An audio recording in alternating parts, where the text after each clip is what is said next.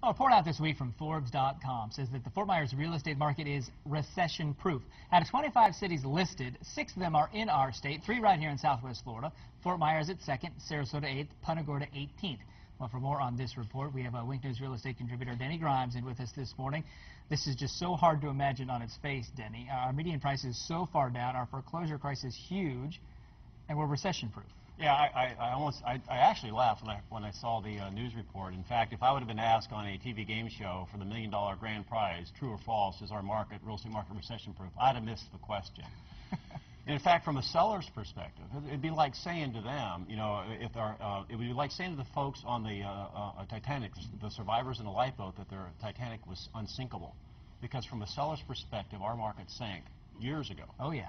So I had to read the article to figure out how did they come up with this kind of a concoction, and it makes sense when you look at it, because what they did is they studied all these markets around the country and looked for markets that had a steady home price gain so far this year.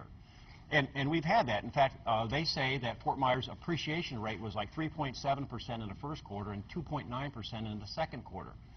I agree with the trend. I disagree with the numbers, because I think our numbers are better than that, because we've seen a 30% change in median sales price from January to June.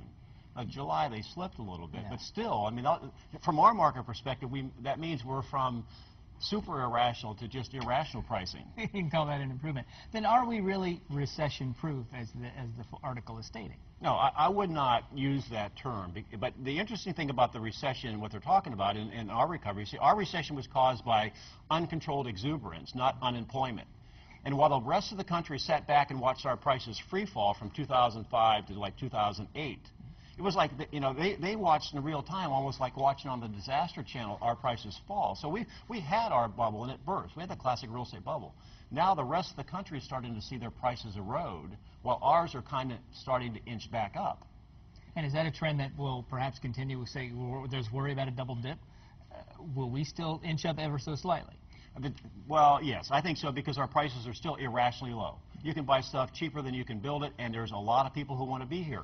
And although that was a good headline, what we want to see happen, and when it will happen, when conditions improve around the country, you'll see our market jump back up into the rational value range, because we still have a lot of demand. People want to be here, and if we can free people up north from selling their houses, et cetera, we'll even sell our houses faster and watch our prices rise even faster. Right, true. Bottom line, is this good or bad to get this kind of publicity from Forbes? Well, it is good. It's a great headline. I'd rather have good headlines than negative headlines, but I don't expect 50 people standing outside my door ready to buy because of it. Well, and true. Unfortunately, that doesn't happen just yet. If you want to get any questions answered by Denny, you can email him directly, Denny at DennyGrimes.com, and then we'll talk about those segments, their questions here, when Denny comes and visit us. Thanks for being in. We'll be right back, top story, with some entertainment for you. Stick around.